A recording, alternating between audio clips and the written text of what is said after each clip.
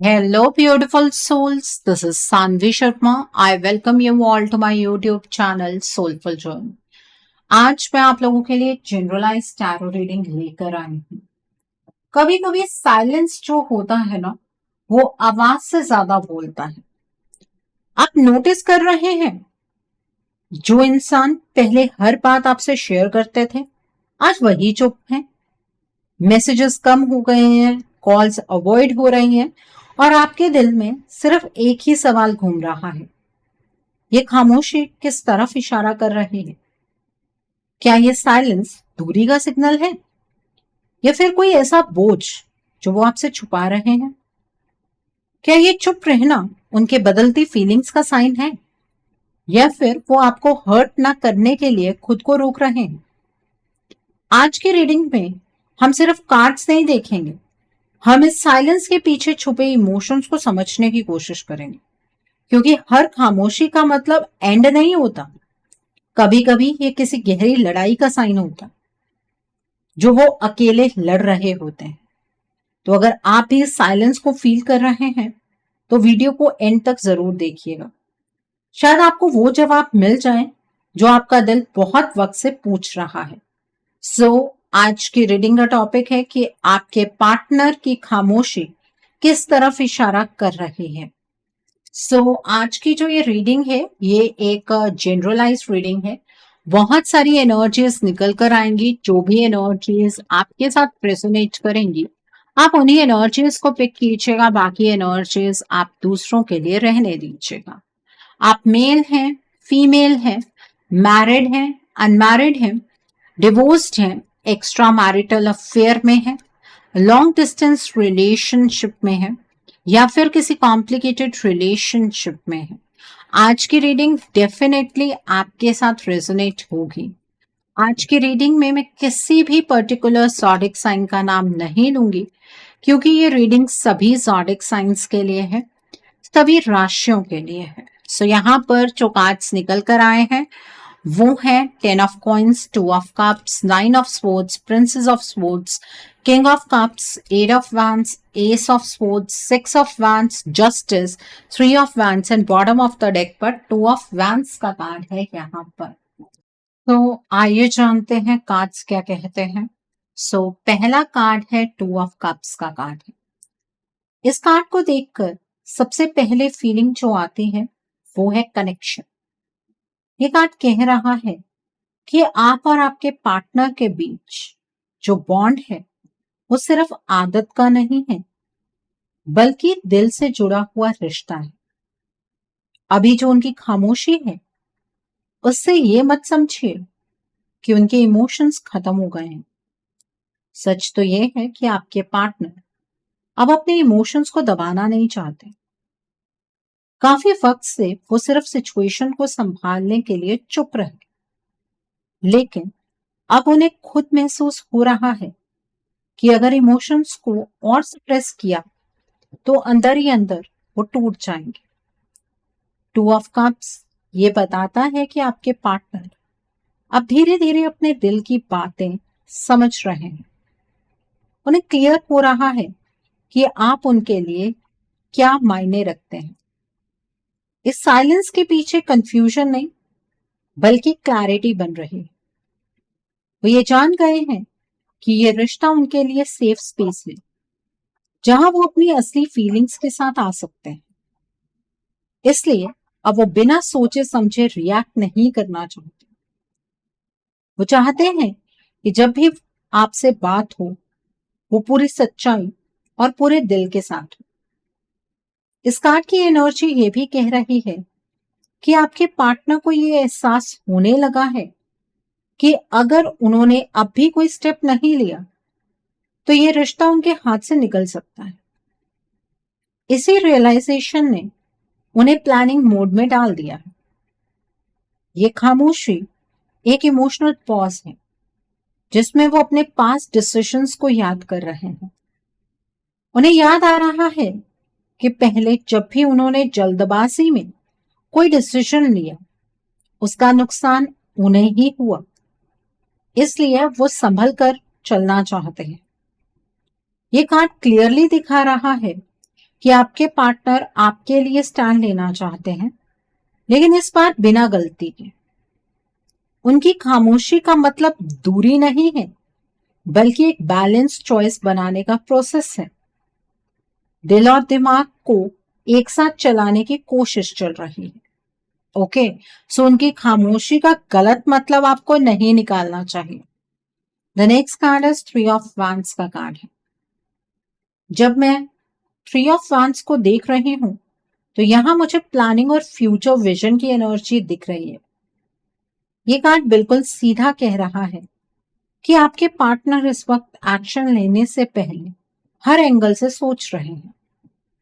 ये वो स्टेज है जहां वो पीछे मुड़कर देख रहे हैं कि अब तक क्या गलतियां हुई और आगे का रास्ता कैसे सुधारा जा सकता है। उनकी खामोशी एक्चुअली एक स्ट्रैटेजी का हिस्सा है, ना कि इमोशनल नमनेस। आपके पार्टनर को अब समझ आ रहा है कि ये रिश्ता सिर्फ फीलिंग से नहीं चलेगा, बल्कि सही टाइमिंग और सही स्टेप्स भी चाहिए। इसलिए वो बिना किसी प्रेशर के अपनी एनर्जी को कलेक्ट कर रहे हैं। ये कार्ड ये भी बताता है कि उनके मन में ये थॉट बार बार आ रहा है कि अगर अब भी डिले हुआ तो चीजें हाथ से निकल सकती हैं। इसी रियलाइजेशन की वजह से उनके अंदर एक्शन लेने की एनर्जी बन रही है, लेकिन वो उस एक्शन को रश्ड नहीं बनाना चाहते, जल्दबाजी नहीं करना चाहते। थ्री ऑफ वैंड्स पास्ट के एक पैटर्न को हाईलाइट करता है।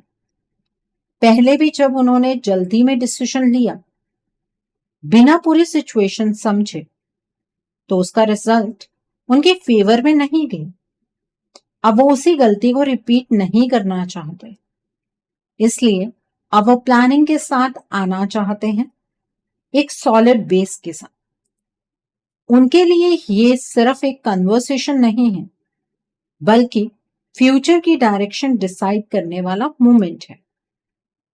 इस कार्ड से ये भी समझ आता है कि आपके पार्टनर आपसे कांटेक्ट जरूर करना चाहते हैं, लेकिन तब जब उन्हें खुद पर कॉन्फिडेंस हो। वो चाहते हैं कि जब वो बोले तो उनकी बात में स्टेबिलिटी हो, क्लैरिटी हो और कोई कंफ्यूजन ना हो।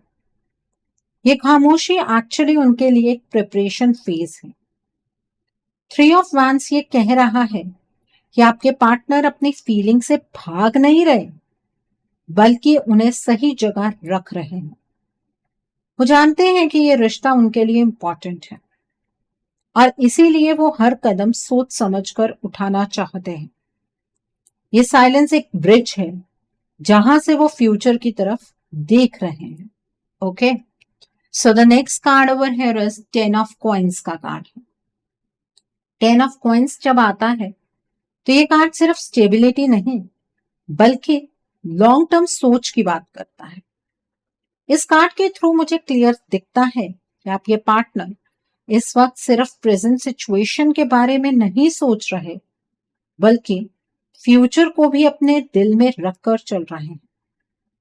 उनकी खामोशी का रीजन ये है कि वो इस रिश्ते को लाइटली लेना ही नहीं चाहते। वो जानते हैं कि अगर अब भी कोई गलत स्टेप उठाया तो सिर्फ एक मूवमेंट नहीं, पूरा फ्यूचर इंपैक्ट हो सकता है। आपके पार्टनर अब अपने इमोशंस को इग्नोर नहीं करना चाहते। वो समझ चुके हैं कि ये रिश्ता उनके लिए सिर्फ इमोशनल अटैचमेंट नहीं है, बल्कि एक ऐसी जगह है जहां उन्हें बिलोंगिंग का एहसास मिलता है। इसीलिए वो हर डिसीजन को डीपली एनालाइज कर रहे हैं।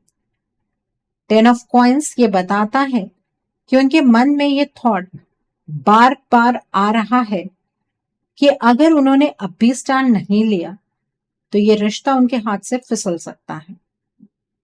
इस कार्ड की एनर्जी ये भी कह रही है कि आपके पार्टनर प्लानिंग मोड में इसलिए हैं क्योंकि वो टेम्परेरी सॉल्यूशन नहीं चाहते।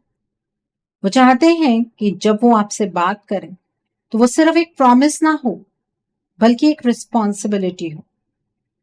उनके लिए अब इमोशन सिर्फ फील करने की चीज नहीं रहे, बल्कि संभालने की चीज बन गए हैं। 10 ऑफ कॉइंस ये भी दिखाता है कि उनके दिल में ये फियर है कि पास्ट की गलतियां फ्यूचर को खराब ना कर। उन्हें याद है कि पहले जब उन्होंने जल्दबाजी में डिसीजन लिए तो स्टेबिलिटी टूट गई, इसीलिए अब वो साइलेंस चूज कर रहे हैं ताकि कोई ऐसा डिसीजन ना ले जिसका वेट वो बाद में उठाना पाए। आपके पार्टनर आपके लिए स्टैंड लेना चाहते हैं, लेकिन इस बार वो अपनी जमीन स्ट्रांग रखना चाहते हैं। ये कार्ड क्लियरली कह रहा है कि उनकी खामोशी अवॉइडेंस नहीं है, बल्कि फाउंडेशन बिल्ड करने का फेज है, जो इस रिश्ते को सिर्फ बचाना नहीं चाहते बल्कि सिक्योर करना चाहते हैं। Okay, so the next card over here is king of cups का कार्ड है। किंग ऑफ कप्स आता है और पूरी एनर्जी इमोशनल मेच्योरिटी की हो जाती। ये कार्ड कह रहा है कि आपके पार्टनर अब अपने इमोशंस के साथ लड़ नहीं रहे, बल्कि उन्हें समझने लगे हैं। जो पहले कंफ्यूजन थी, जो पहले फियर था, और वो धीरे धीरे कंट्रोल में आ रहा। उनकी खामोशी का मतलब ये नहीं है कि उन्हें कुछ फील नहीं हो रहा, बल्कि इसका मतलब ये है कि वो अपनी फीलिंग्स को बैलेंस करना सीख रहे हैं। आपके पार्टनर के अंदर इमोशंस बहुत गहरे हैं, लेकिन किंग ऑफ कप्स बताता है कि वो उन इमोशंस को बहने नहीं देना चाहते। वो चाहते हैं कि जब वो आपसे बात करें तो वो इमोशनली स्टेबल होकर करें। उन्हें लग रहा है कि अगर अभी बिना कंट्रोल के कुछ भी बोल दिया तो बात बिगड़ भी सकती है, इसीलिए वो साइलेंस में रहकर अपने दिल और दिमाग को एक लाइन में लाने की कोशिश कर रहे हैं। इस कार्ड से ये भी क्लियर होता है कि आपके पार्टनर को ये रियलाइज हो चुका है कि सिर्फ फीलिंग्स का होना काफी नहीं होता, उन्हें हैंडल करना भी आना चाहिए। पास्ट में जब भी इमोशंस ओवरपावर हो गए, उन्होंने गलत डिसीजंस लिए। अब वो वही गलती दोबारा नहीं दोहराना चाहते। किंग ऑफ कप्स की एनर्जी ये कह रही है कि आपके पार्टनर अब इमोशनल स्ट्रेंथ डेवलप कर रहे हैं। उन्हें पता है कि अगर उन्होंने अब भी एक्शन नहीं लिया तो ये रिश्ता उनके हाथ से निकल सकता है, इसीलिए उनके अंदर एक साइलेंट प्रेशर बिल्ड हो रहा है। लेकिन ये प्रेशर पैनिक नहीं बना, बल्कि अवेयरनेस बन रहा है। वो चाहते हैं कि जब वो आगे आए तो वो किसी के इन्फ्लुएंस में नहीं, बल्कि अपनी इमोशनल क्लैरिटी के साथ आए।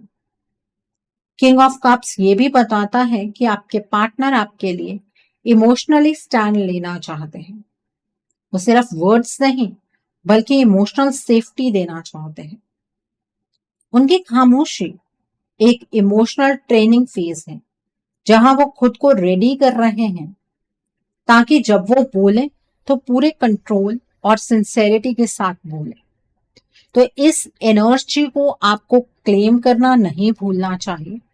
इस एनर्जी को आपको क्लेम करने के लिए कमेंट सेक्शन में 777 हार्ट टाइप करना है, क्योंकि ये एनर्जी बहुत पॉजिटिव है और आपके सबसे बड़े सवाल का जवाब है। Okay, so coming back to the reading, the next card is ace of sports का कार्ड है। एस ऑफ स्पोर्ट्स यहाँ एक शार्प ट्रुथ लेकर आता है।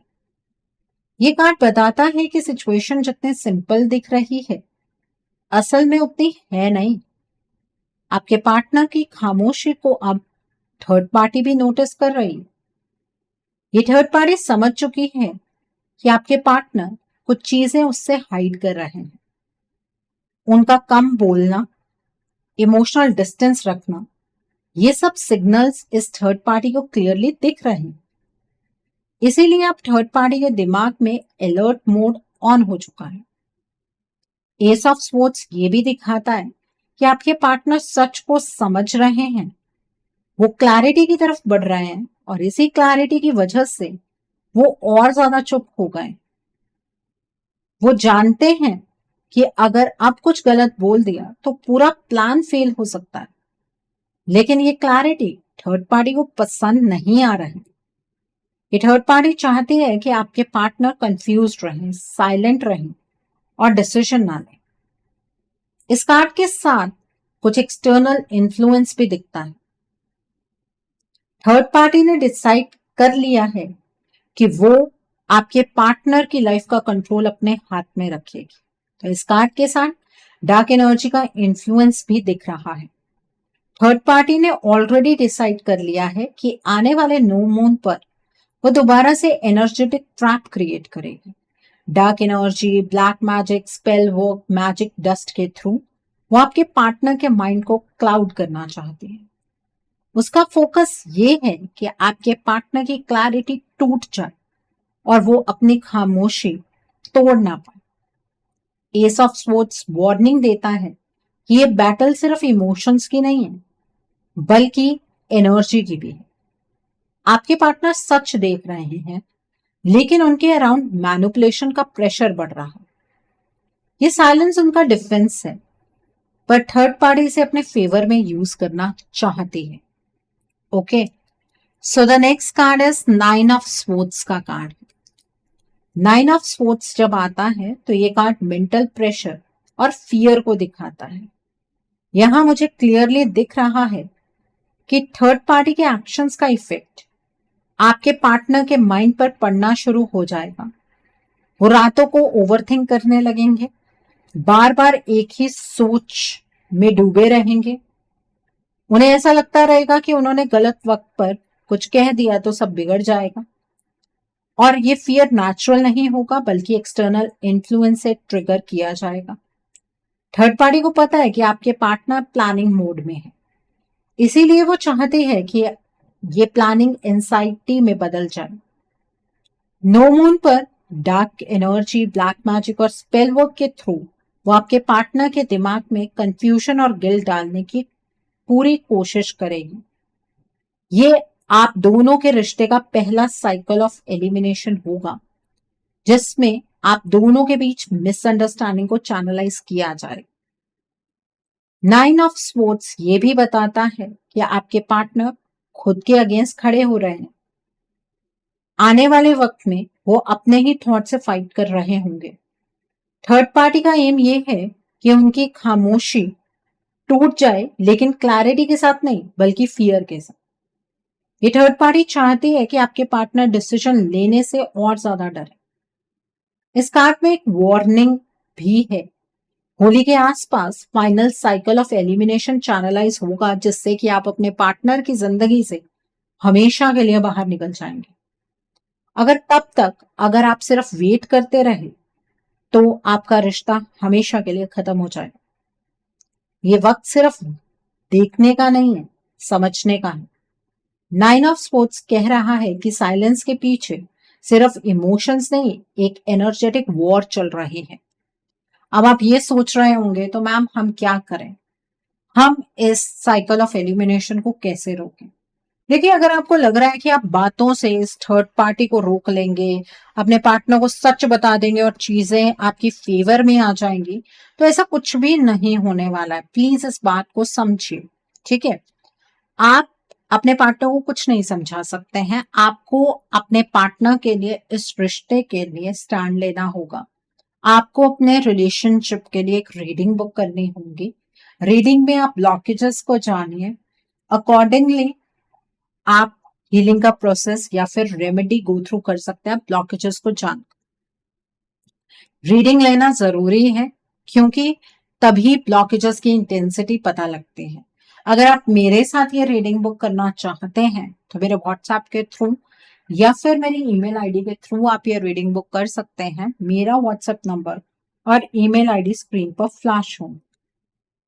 आप मुझे डायरेक्ट कॉल नहीं करेंगे, आप मुझे व्हाट्सएप पर मैसेज कीजिए, मेल ड्रॉप कीजिए, मैं आपको रिप्लाई जरूर दूंगी। डायरेक्ट कॉल पिक कर पाना मेरे लिए पॉसिबल नहीं हो पाता है। और मैं आपको ये भी नहीं कहूंगी कि आपको रीडिंग सिर्फ मेरे साथ बुक करनी है। आपको जिस पर फेथ है आप उनके साथ रीडिंग बुक कर सकते हैं, कोई प्रॉब्लम नहीं है। The next card is 6 of wands का कार्ड है। 6 ऑफ वैंड्स नॉर्मली विक्ट्री का कार्ड माना जाता है, लेकिन यहाँ स्टोरी थोड़ी अलग है। यहाँ मुझे थर्ड पार्टी की सोच और उसका हिडन कॉन्फिडेंस दिख रहा है। ये थर्ड पार्टी फील कर रही है कि अभी उसके पास एडवांटेज है। आपके पार्टनर की खामोशी को वो अपनी जीत समझ रही है। उसे लग रहा है कि जब तक आपके पार्टनर चुप हैं, तब तक वो सिचुएशन को अपने कंट्रोल में रख सकती है।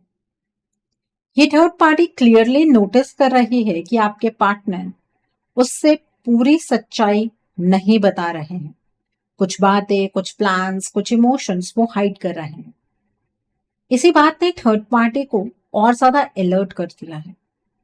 वो जानती है कि ये खामोशी प्लानिंग की निशानी है। इसलिए वो चाहती है कि आपके पार्टनर इसी साइलेंस में फंसे रहें। 6 ऑफ वैंड्स यहां दिखा रहा है थर्ड पार्टी अपने आप को पावरफुल फील कर रही है। इस कार्ड के साथ डार्क एनर्जी का इन्फ्लुएंस और स्ट्रांग हो जाता है। थर्ड पार्टी अपनी विक्ट्री को कंफर्म करने के लिए ब्लैक मैजिक और स्पेल वर्क का सहारा लेने का प्लान बना चुकी है।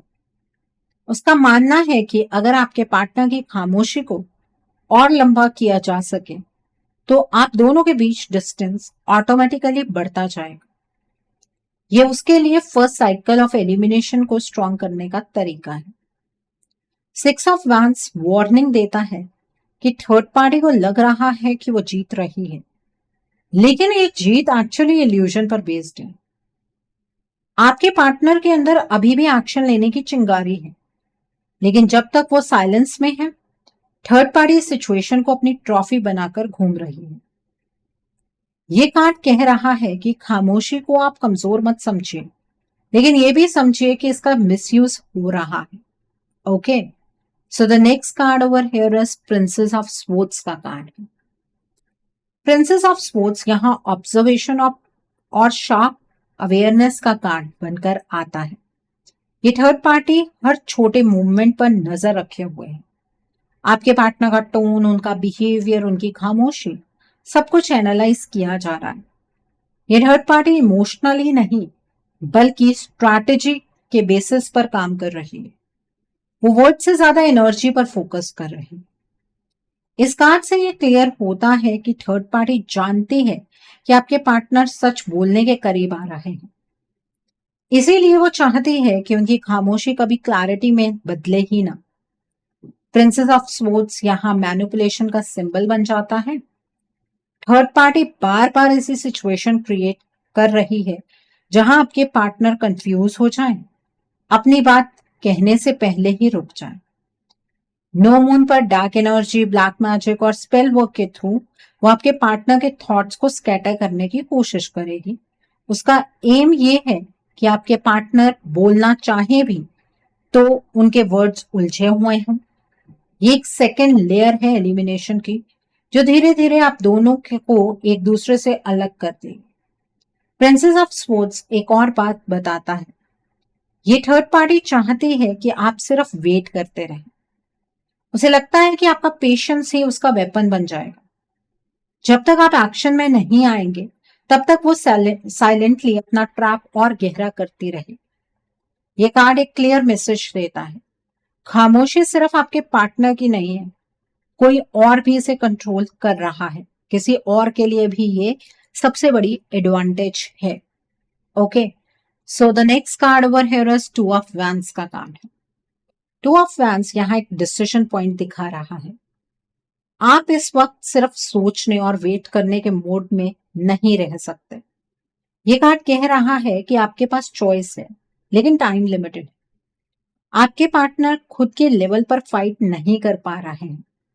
थर्ड पार्टी की डार्क एनर्जी, ब्लैक मैजिक और स्पेल वर्क उन्हें एक्शन लेने से रोक रहा है।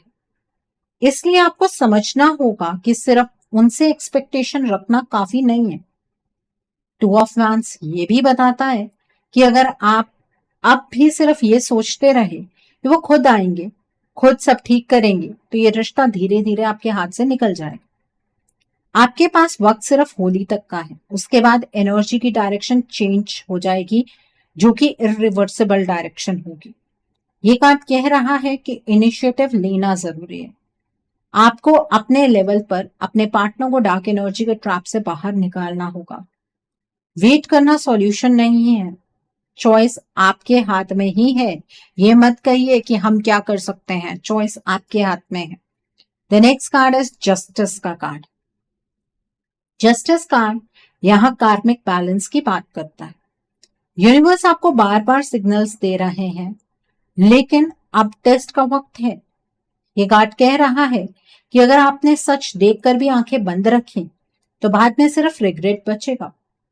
थर्ड पार्टी का इन्फ्लुएंस अनफेयर है, लेकिन तभी तक जब तक आप चुप हैं। जस्टिस ये भी बताता है कि आपके पार्टनर इस वक्त आपके अगेंस्ट नहीं है, वो खुद के अगेंस्ट फंसे हुए हैं।